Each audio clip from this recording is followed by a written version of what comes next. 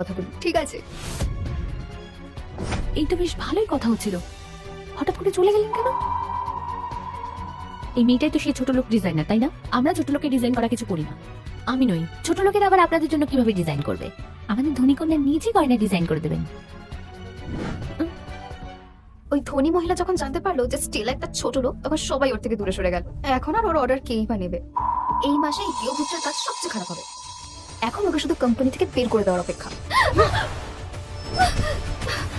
তোমার এত সাহস! নিজের মুখ সামলে কথা বল, আরেকবার আমায় বিরক্ত করলে তোকে পথে বসিয়ে ছাড়বো। শয়তান, আমি তোকে খুন করব।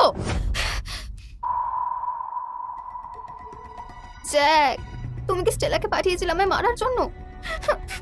ওকে কিছু বলো না, আমি ঠিক আছি। তোমার এত সাহস হয় কি করে? দেশের সবচেয়ে বড় লোকের মেয়ের সাথে তুমি লড়তে চাইছো?